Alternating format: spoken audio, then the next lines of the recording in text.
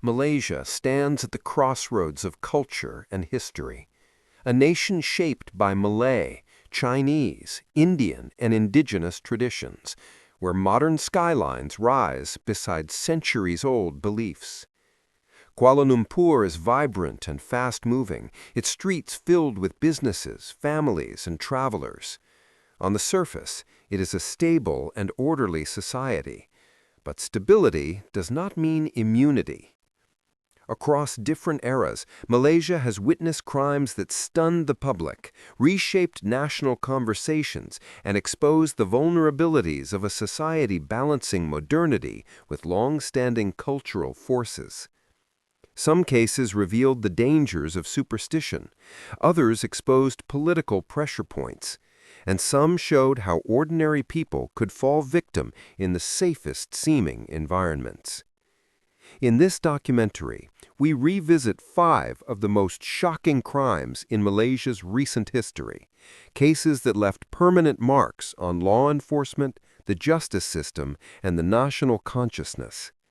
Each of them reflects not only a tragedy, but also a deeper truth about power, belief, and the human capacity for violence. And to understand that landscape, we begin with a case where ambition, ritual, and deception converged. The murder committed by Mona Fandey.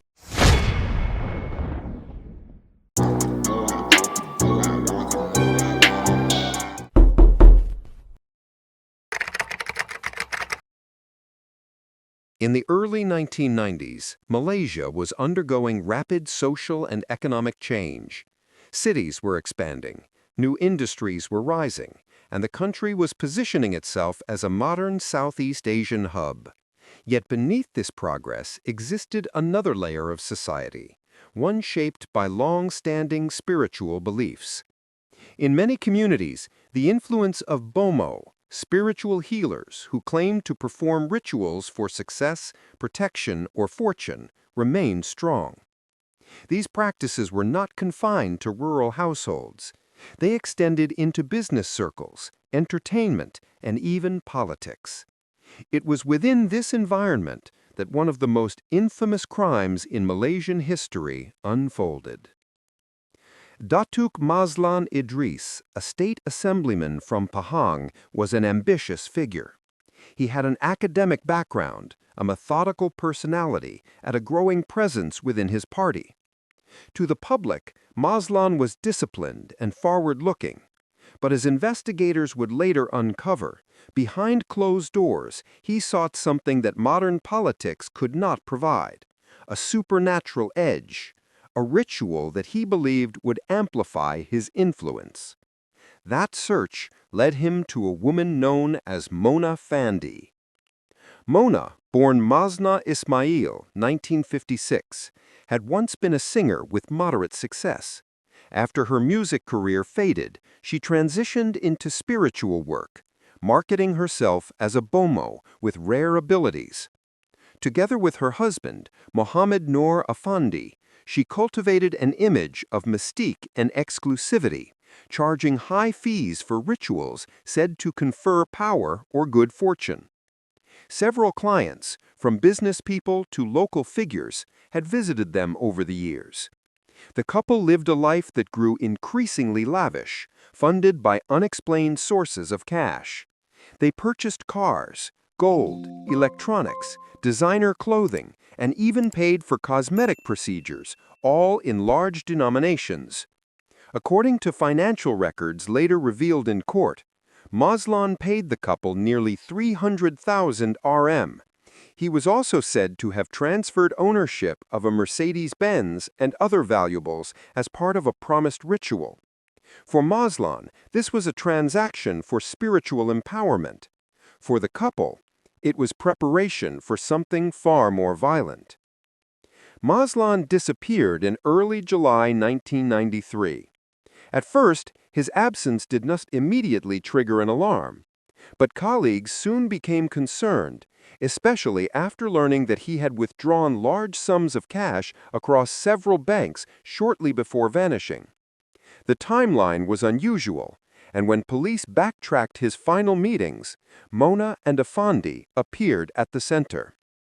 The truth emerged unexpectedly on 13 July, when the couple's assistant, Juraimi Hassan, was arrested on a drug-related charge. During questioning, he appeared anxious. At one point, he told investigators that a body was buried at a house in Raup, a property used by Mona and her husband. Officers pressed him further. Juraimi gave a crude sketch of a bathroom, a storeroom, and a section of concrete floor concealing human remains. Whether he confessed out of fear or desperation was debated later, but the information was precise enough for police to act. On 22 July, officers arrived at the Raup home. Inside the storeroom, beneath a layer of cement poured unevenly over the floor, investigators uncovered human remains.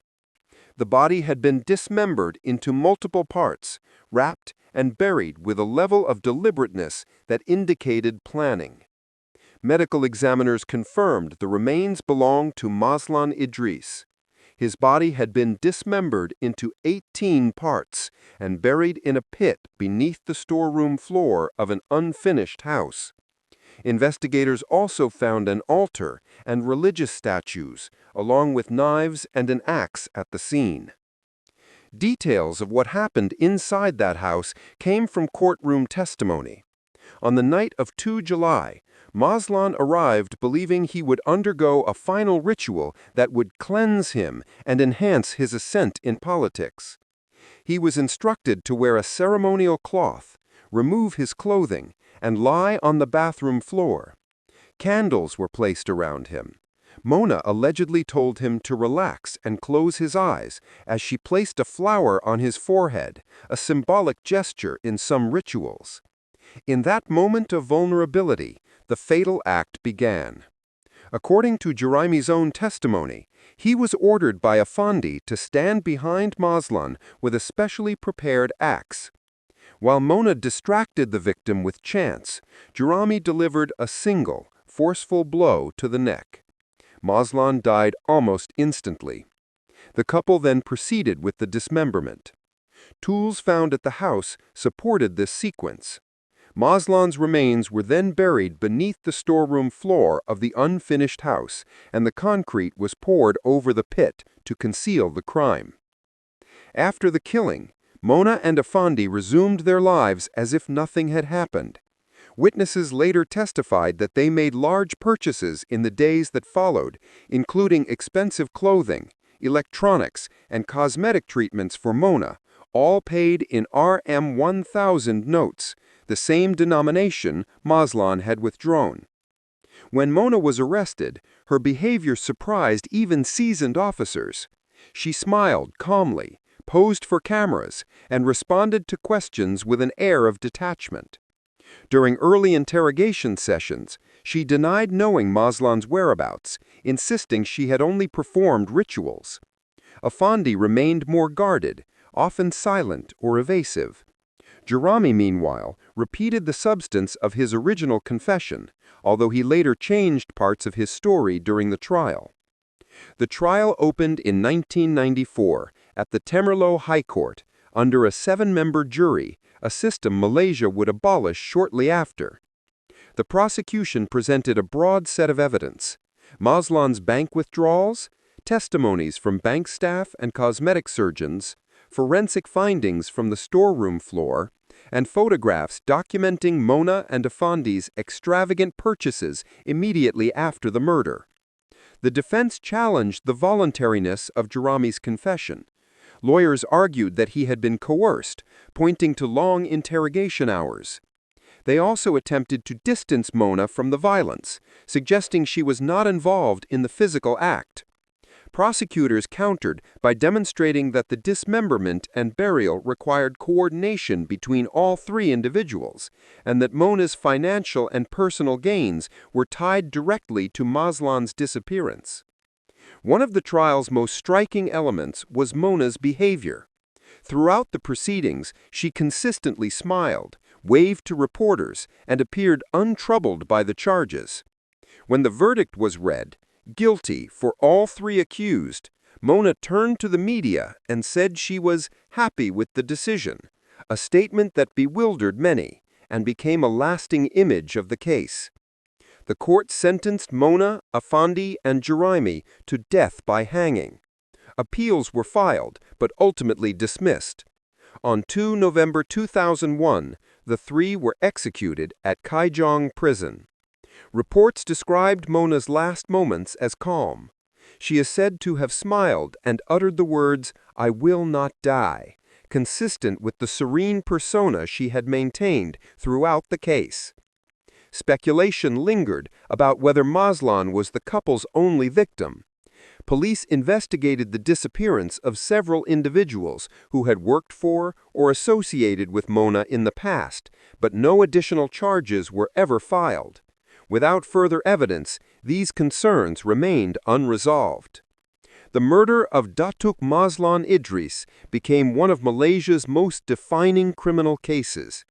It highlighted the vulnerability of individuals seeking spiritual assistance, exposed the potential dangers of ritual exploitation, and sparked conversations about the intersection between personal belief and political ambition. Culturally, the case left a significant imprint, reinforcing debates about Bomo practices and inspiring books, articles, and the widely discussed film Dukan. As the country grappled with the implications of the crime, another case, far more international and far more politically sensitive, was about to challenge Malaysia in a completely different way. In October 2006, a case emerged in Malaysia that would eventually expand far beyond the country's borders, involving politics, international defense deals, diplomatic tensions, and the violent death of a young Mongolian woman named Altantuya Shaariibuu. It remains one of the most scrutinized criminal cases in Southeast Asia, not only for the brutality of the crime, but for the unanswered questions that still surround it. Altantuya was born in Ulaanbaatar, Mongolia in 1978. She studied languages, including English, Russian, and some French. By her mid-20s, she was traveling frequently for work, sometimes as a translator, sometimes accompanying acquaintances on business trips. Several sources later claimed she met Malaysian defense analyst Abdul Razak Baginda during one of these travels, allegedly in Hong Kong, and that the two began a personal relationship. Some reports described it as an affair. Others said she worked as an interpreter for him. What exactly tied the two together remained unclear, but there was enough correspondence, phone messages, emails, and witness testimony to establish that the two had known each other. At the time, Razak Baginda was a high-profile political analyst with connections to senior Malaysian leaders. He was a close associate of former Prime Minister Najib Razak, who was serving as Deputy Prime Minister at the time. He had been involved in facilitating major defense procurement deals, including a controversial submarine contract between Malaysia and a French company. Years later, investigators in France examined whether consulting firms linked to Baginda had received commissions from this deal. It was during this broader period of activity that Altantuya re-entered his life in 2006.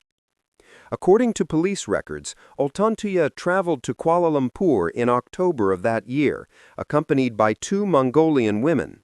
She visited Razak's residence multiple times, waiting outside the gate, leaving notes, and attempting to contact him. There were claims, reported in court and in media, that she was seeking money. One figure, $500,000, appeared repeatedly in reports, though the exact nature of this claim was never legally confirmed. Some accounts framed it as compensation for translation work. Others suggested she was threatening to reveal information. These possibilities contributed to the intense public speculation surrounding the case. On the evening of 19 October, Altantuya arrived again at the house.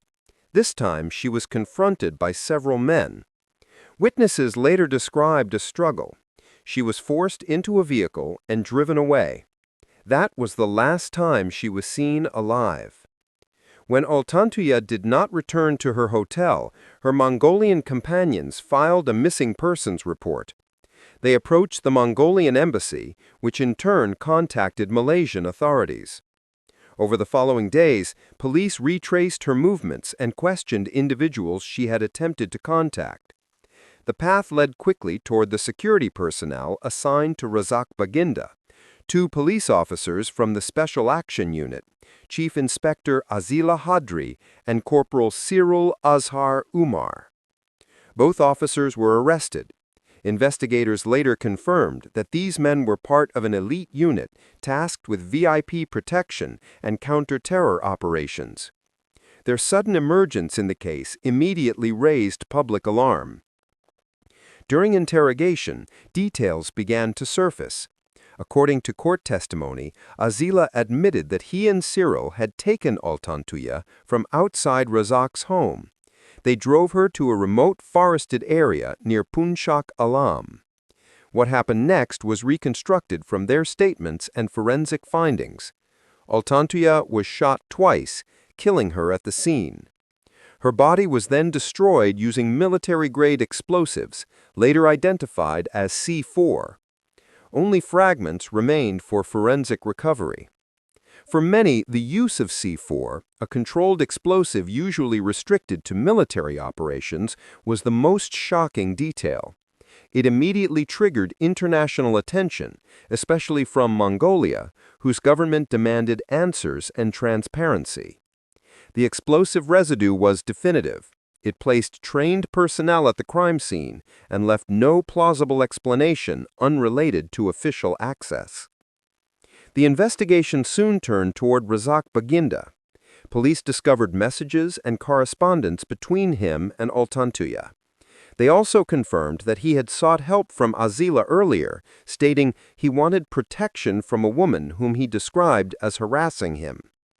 Baginda was charged with abetting the murder, but maintained his innocence from the outset.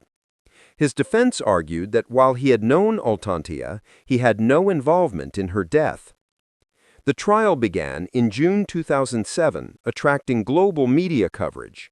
It became one of the most closely followed proceedings in Malaysia's recent history. Prosecutors presented forensic evidence, ballistic analysis, mobile phone records, and witness statements tracing Altantuya's movements and her final hours. Azila and Cyril were alleged to have acted on the pretext of providing security assistance, but prosecutors insisted that this act evolved into a deliberate killing. One of the central questions, who ordered the murder, was raised repeatedly inside and outside the courtroom. However, the trial focused strictly on the actions of the two officers. Various allegations and political claims surfaced in the media, including statements suggesting involvement of higher authorities. These claims were always marked as alleged, and no court ruling ever confirmed them. The judge limited the scope of the trial to verifiable actions and legally admissible evidence. During the proceedings, Razak Baginda's charge of abetment became a focal point. His defense maintained that he had asked for police help only to prevent harassment, not violence. In October 2008, the High Court acquitted him, ruling that the prosecution had not provided sufficient evidence to prove he had instructed or assisted in the murder. This decision drew significant public attention but remained legally binding. The trial of Azila and Cyril continued. In April 2009, the Shah Alam High Court found both men guilty of murder and sentenced them to death. Neither man expressed a clear motive, and both maintained varying degrees of denial. Their appeals went through multiple stages. In 2013, the Court of Appeal overturned the conviction, citing weaknesses in the prosecution's timeline and inconsistencies in the investigation.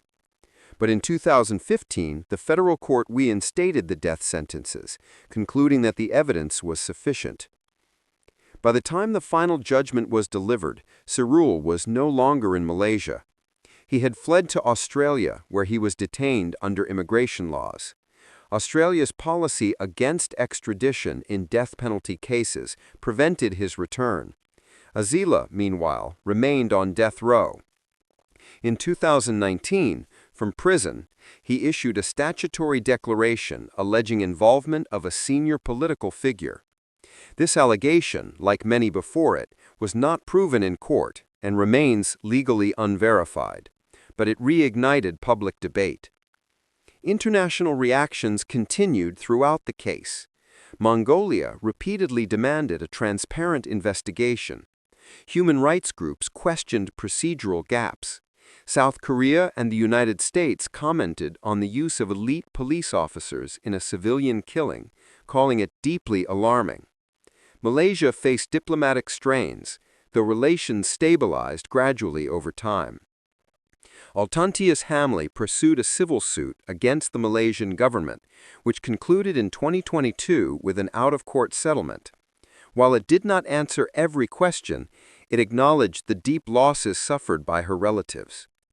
Meanwhile, in July 2024, the Shah Alam High Court ruled in a civil lawsuit brought by Altantuya's father that the Malaysian government, former defense analyst Abdul Razak Baginda, and the two ex-officers were jointly liable for her death. They were ordered to pay compensation amounting to 5 million ringgit. In October 2024, the Malaysian Federal Court made a landmark decision in the long-running murder case of Altantuya Shaariibuu. The death sentence of former police inspector Azila Hadri was commuted to 40 years imprisonment and 12 strokes of the cane. This change followed Malaysia's 2023 legislative reform that abolished the mandatory death penalty, allowing courts to convert previous death sentences in certain cases.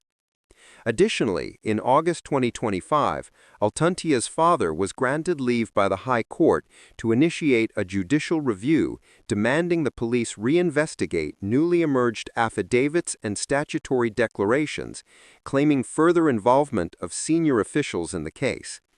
These updates underline that although the original criminal trial concluded many years ago, the legal, political, and social ramifications of Altantuya's murder continue to evolve. The case remains a living chapter in Malaysia's justice system and governments.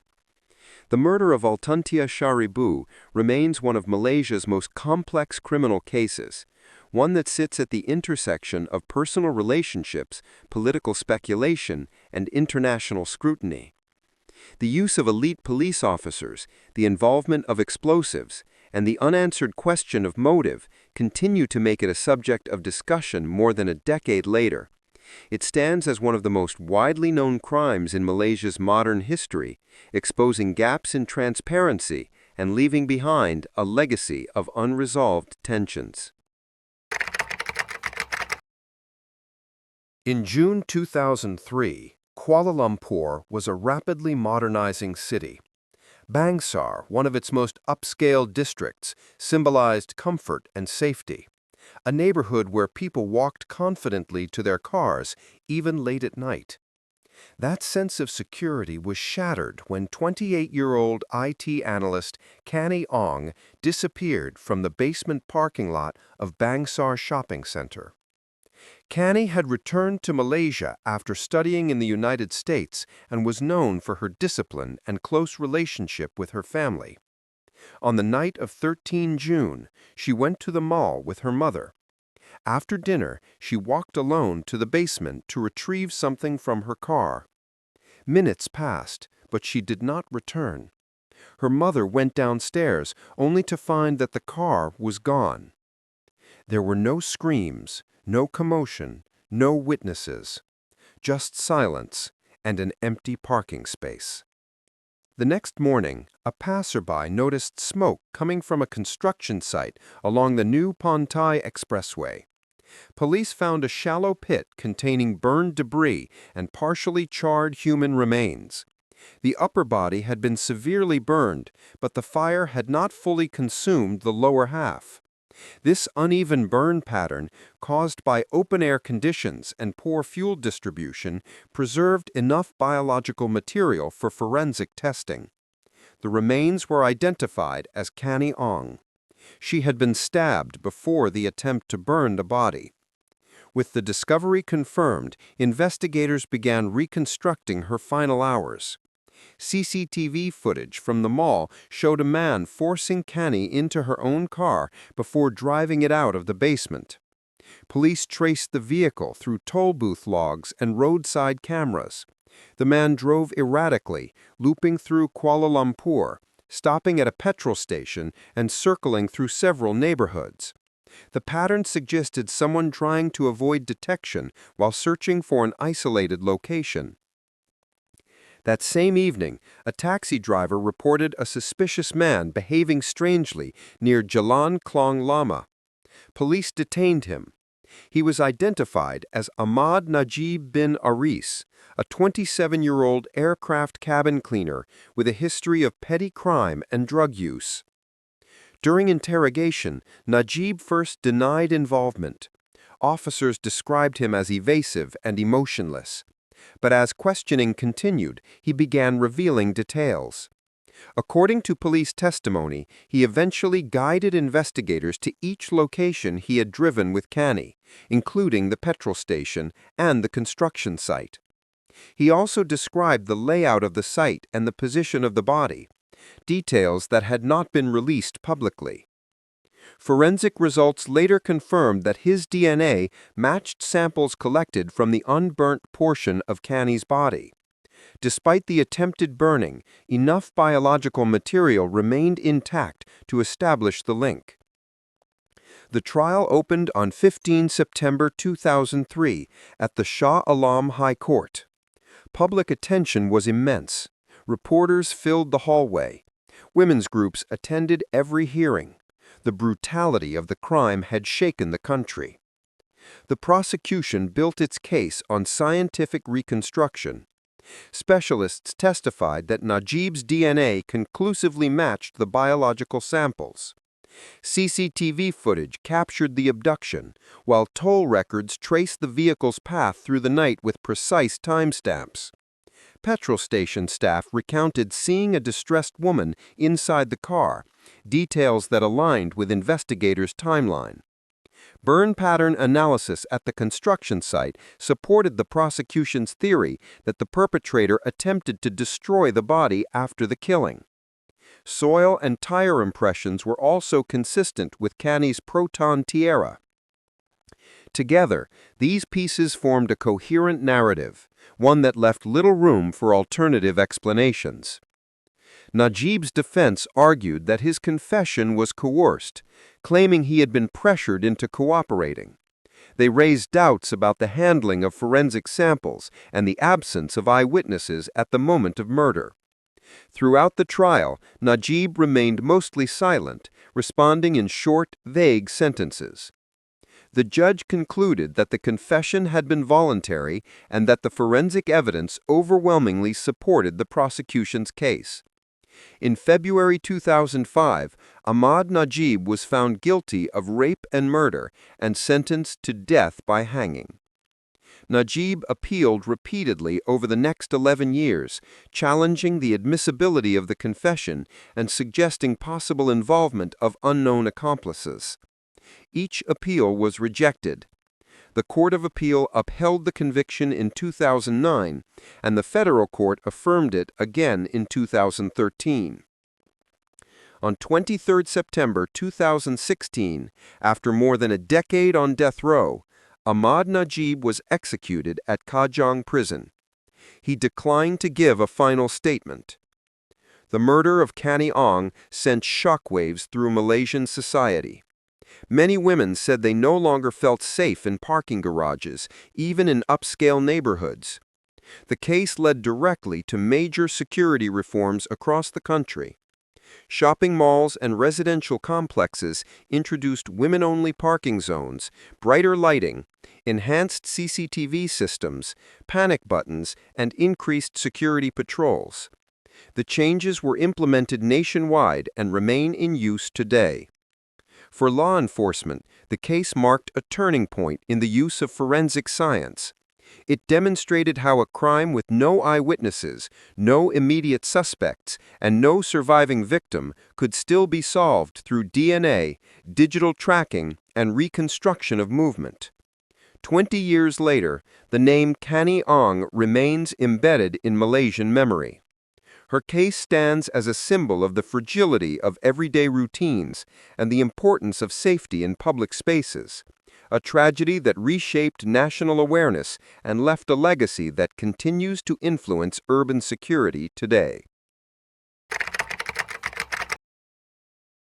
On 13 February 2017, Kuala Lumpur International Airport 2, KLIA-2, became the center of a global investigation involving assassination plots, chemical weapons, and geopolitical tension.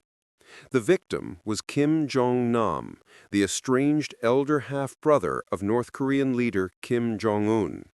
For years, he had lived quietly between Beijing and Macau, a man who once stood close to power but ultimately became a symbol of political vulnerability within one of the world's most secretive regimes.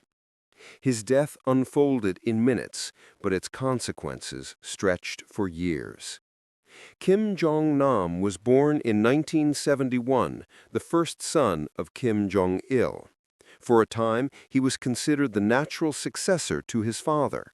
Educated in Switzerland and known for speaking several languages, Jong-nam represented a more modern face of North Korean leadership.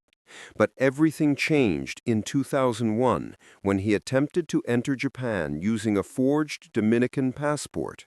When questioned, he claimed he wanted to visit Tokyo Disneyland. The incident embarrassed Pyongyang and marked the beginning of his fall from favor. Over the next decade, he lived largely in exile, spending time in China, Singapore, and Macau, reportedly under quiet protection from Chinese officials. On the morning of 13 February 2017, Jong-nam arrived at KLIA-2 with the intention of taking a flight to Macau. He traveled alone, carrying only a small backpack and moving discreetly through the terminal. Security footage later reconstructed his every step, purchasing his ticket, walking toward the self-check-in kiosks, and pausing near the departure screens. Nothing suggested he sensed danger. At approximately 9 a.m., two women approached him from opposite sides. In a matter of seconds, Siti Aisyah, an Indonesian national, covered his eyes with her hands while Duan Thi Hung, a Vietnamese woman, pressed her palms against his face. Neither struck him violently. Instead, each made a quick wiping motion. Jong-nam recoiled, visibly startled. As the women walked away, he gestured for help, telling airport staff that someone put liquid on my face.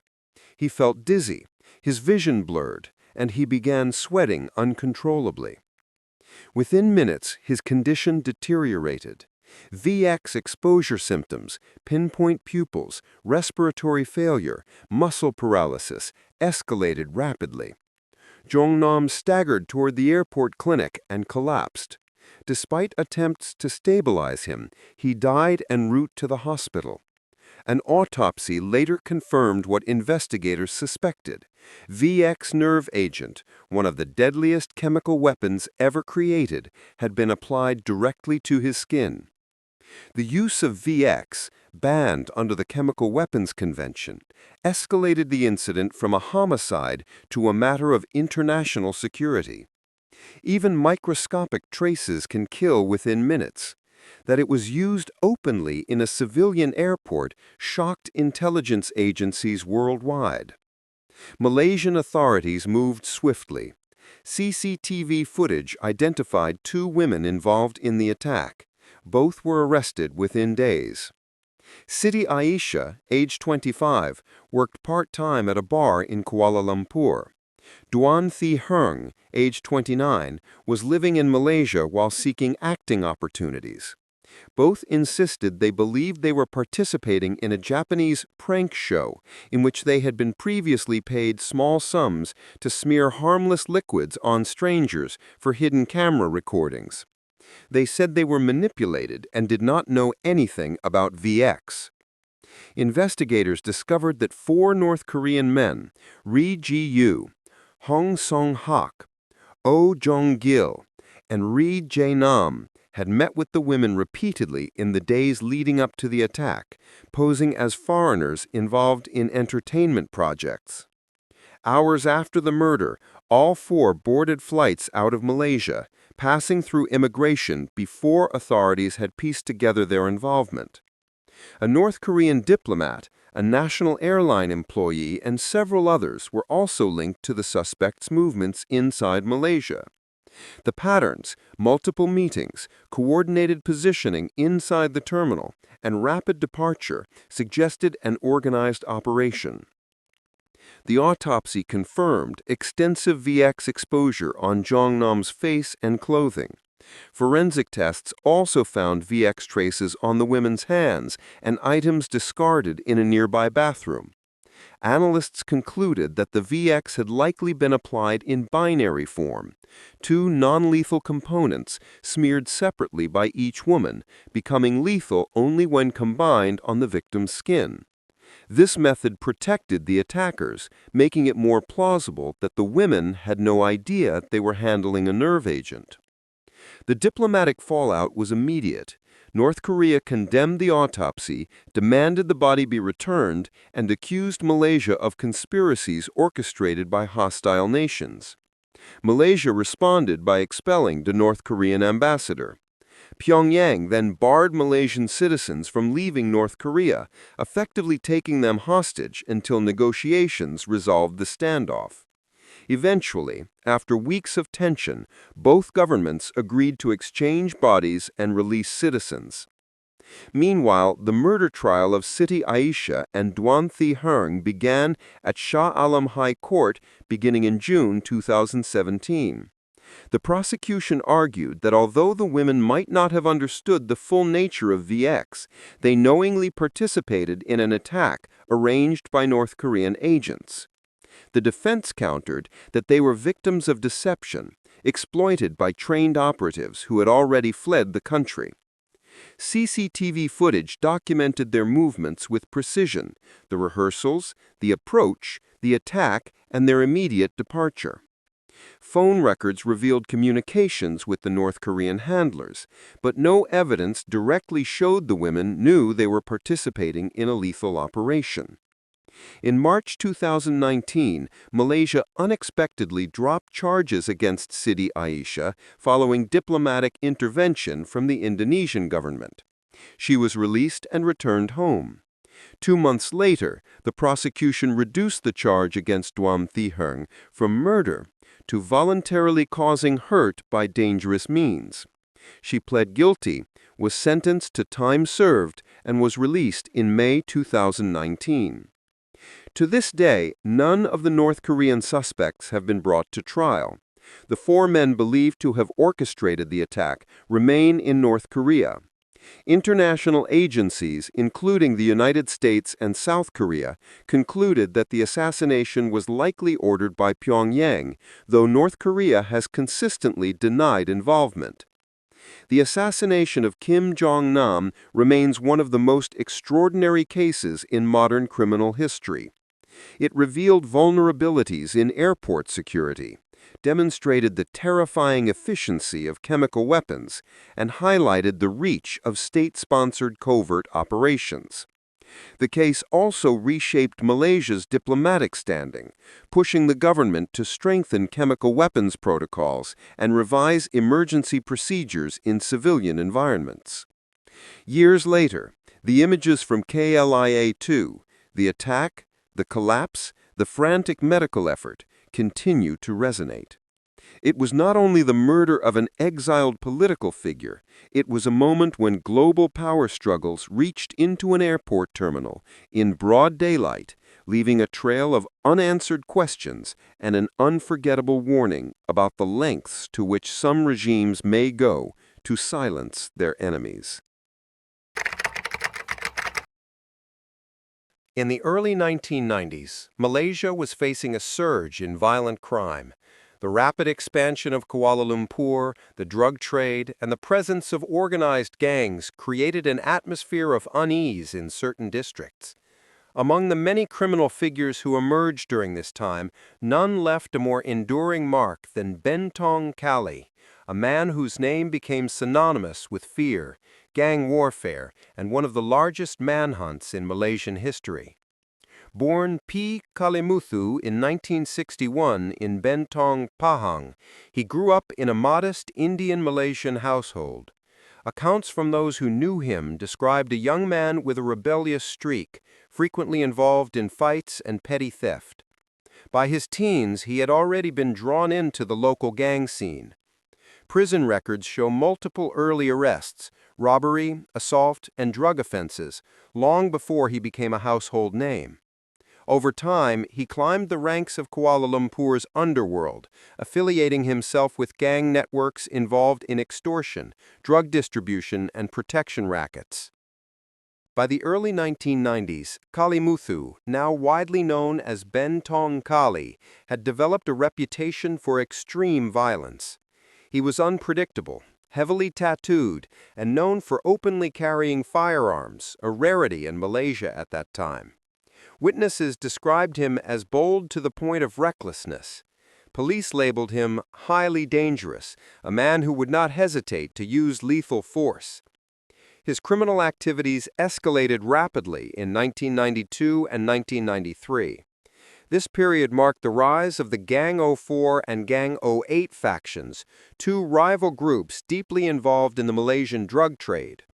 Although Bentong Kali did not officially lead these gangs, he maintained close ties with their members and was often seen at gang-operated nightclubs and drug distribution points.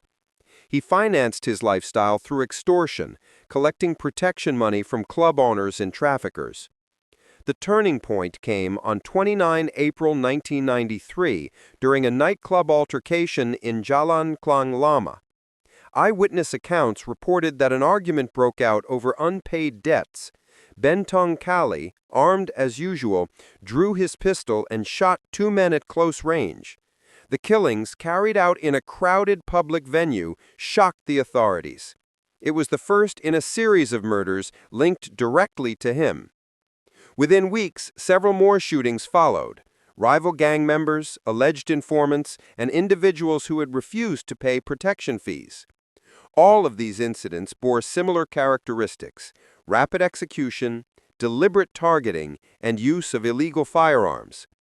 Police investigations later connected Bentong Kali to at least 17 deaths, though the exact number has never been fully confirmed. Importantly, he was believed to have carried out the killings personally, not merely ordered them. While some gang associates helped him evade police or provided weapons, the murders themselves were typically one-man acts. Public anxiety grew. Newspapers published his face on front pages, warning the public to stay cautious. His notoriety intensified when he appeared in photographs making obscene gestures at bystanders while riding in cars, an act that portrayed him as taunting police and society alike. These images cemented his reputation as a criminal who operated without fear. In response, the Royal Malaysia Police launched Ops B, one of the largest manhunts in national history. Hundreds of officers were deployed. Roadblocks were set up across the Klang Valley. Informants were questioned. Homes of known gang affiliates were raided, yet Bentong Kali managed to slip through repeated attempts to capture him. Some officers later recounted that he frequently changed hideouts, moving between gang safe houses and abandoned buildings. Others noted that he received help from lower-level criminals who owed him loyalty or feared retaliation. As the pressure mounted, he continued to commit crimes. Witnesses reported sightings of him at roadside stalls and nightclubs, sometimes heavily intoxicated, sometimes threatening patrons. Each sighting prompted immediate police action, but he repeatedly escaped moments before officers arrived. These narrow evasions turned him into a near-mythical figure, one who managed to stay ahead of the country's entire security apparatus. The manhunt reached its climax in June 1993. Acting on a tip-off, police tracked Bentong Kali to a two-story house in Medan Damansara, a quiet residential area seldom associated with violent crime. Officers surrounded the house in the early morning hours. According to official reports, they called for him to surrender. Instead, he opened fire from inside the building, prompting a prolonged armed confrontation. The shootout lasted for several minutes. Neighbors later described the sound of rapid gunfire echoing through the normally peaceful neighborhood. Police returned fire, eventually breaching the house. Inside, Bentong Kali was fatally shot during the shootout, bringing an end to one of the largest manhunts in Malaysian history. Several other individuals inside the home were arrested but were not directly connected to the shootings. The gun he used matched ballistic evidence from multiple earlier murders. With his death, the immediate threat ended, but the investigation continued. Police dismantled several drug networks and extortion groups linked to him. Dozens of gang members were arrested. Authorities seized firearms, stolen vehicles, and narcotics connected to Kali's operations. These findings reinforce the belief that while Bentong Kali acted alone in many killings, he operated within a broader criminal ecosystem that enabled him to evade capture for as long as he did. Public response to news of his death was mixed: relief, fear, and disbelief. Some members of the community expressed gratitude that a dangerous criminal had been stopped. Others remained concerned that his network could regroup. However, in the months that followed, violent crime in the Klang Valley saw a noticeable decline, and authorities attributed this drop partly to the dismantling of the networks that supported him. The Bentong Kali case became a defining example of Malaysia's efforts to curb gang violence in the 1990s. It highlighted flaws in the policing of organized crime, the ease with which illegal firearms circulated, and the challenges law enforcement faced in tracking heavily armed individuals across urban areas. The scale of the manhunt also demonstrated how powerful criminal figures could exploit gaps in surveillance and community reporting. Today, Bentong Kali's name remains deeply associated with Malaysia's criminal history, a symbol of how one man's actions can fuel nationwide fear and prompt sweeping police operations. His story stands as a reminder of the dangers posed by organized crime and how quickly violence can escalate when individuals operate outside the boundaries of law and community restraint. From the ritual killing of a politician to a murder that strained international diplomacy, from a young woman abducted in a place she believed was safe, to a brother of a dictator poisoned in a crowded airport, and finally to a gunman whose crimes ignited one of Malaysia's largest manhunts, each of these cases carved its own scar into the country's history. Malaysia is a nation of vibrant cultures, determined progress, and strong community values. But these cases reveal another side: the hidden vulnerabilities, the blind spots in society, and the moments when violence forced a nation to confront uncomfortable truths. Some crimes exposed weaknesses in security. Some exposed the cost of superstition or political secrecy. Others showed how one act of violence can reshape public space for decades.